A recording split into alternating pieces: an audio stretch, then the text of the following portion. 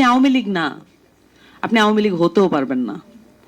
আওয়ামী লীগের যে অত্যাচার সেটা আপনি কপি করতে পারবেন না। আপনি কপি করার চেষ্টা করার আগেই ওই যন্ত্রণার বোধ থেকেই আপনার পতনের ডাক শুরু হয়ে যেতে পারে। বিএনপি তার সরকার গঠন করা 1.5 মাসের মধ্যে এবং আরো একটু টাইমটা বাড়িয়ে নিলে 6 মাসের মধ্যে এই কার্যক্রমগুলো সমাপ্ত করতে চাইবেন, এটাই কিন্তু তার জায়গা থেকে লজিক্যাল। বাংলাদেশের যে পাওয়ার স্ট্রাকচার এবং আমাদের সংবিধান, আমাদের সকল ধরনের ল অনুযায়ী যে কোনো ধরনের বিতর্কিত কর্মকাণ্ড সেটা সরকারের দায়িত্ব গ্রহণের 6 মাসের মধ্যে করে ফেলা উচিত।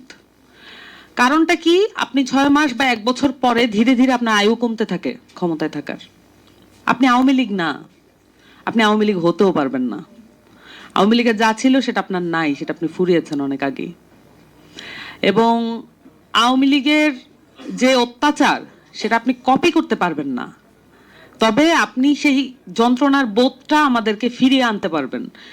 আপনি মানে যেইটা কপি করার মানে যেটা যে অত্যাচার সেটা আপনি কপি করার চেষ্টা করার আগেই ওই যন্ত্রণার বোধ থেকেই আপনার পতনের ডাক শুরু হয়ে যেতে পারে। তবে আমি সবসময়ই বলেছি আগেও যে কোনো সরকার দায়িত্ব গ্রহণের পরে তাদেরকে গুড ফেইথে সরকার পরিচালনা করতে দেওয়া এটা বিরোধী দলেরও কর্তব্য। কিন্তু এই পরিস্থিতিতে এসে যখন আপনি একের পর এক অধ্যাদেশ বাতিল করছেন এবং আপনি কোথাও কোনো জবাবদিহিতার মধ্যে আসছেন না, নিদারুণ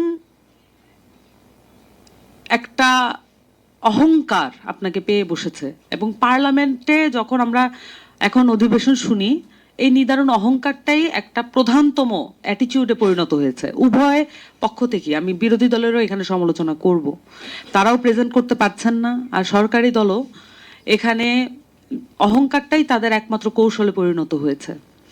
কারণটা হচ্ছে আমাদের দেশের এই পলিটিক্যাল পার্টিগুলোর কোনো ভিশন নাই বাংলাদেশকে কিভাবে দেখতে হবে ভবিষ্যতে। তারা মনে করেন রাষ্ট্রের ক্ষমতা দুর্বল হয়ে যাবে, তাহলে রাষ্ট্র চালানো যায় না। এটা কিন্তু তাদের ওপেন বক্তব্য না, এটা তাদের মনের ভাবনা।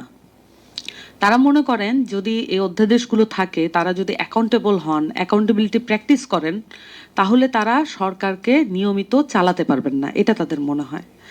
কিন্তু আমরা যেটা পারি না, কেন তাদের এটা মনে করতে হয়?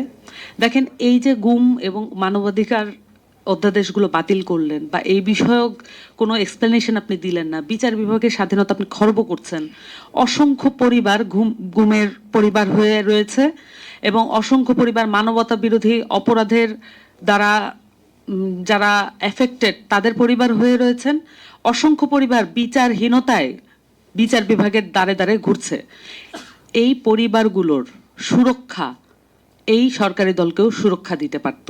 কারণ আপনি কোন পরিবারে আশ্রয় নেবেন আপনার উপরে মানবতা বিরোধী অপরাধ হলে, সেই পরিবারগুলোর মানে এটার একটা ফ্যামিলি ক্রাইসিস। আমি যদি বলি, এই অধ্যাদেশগুলোকে বাতিল করা শুধুমাত্র আইনি জটিলতা তৈরি করে না,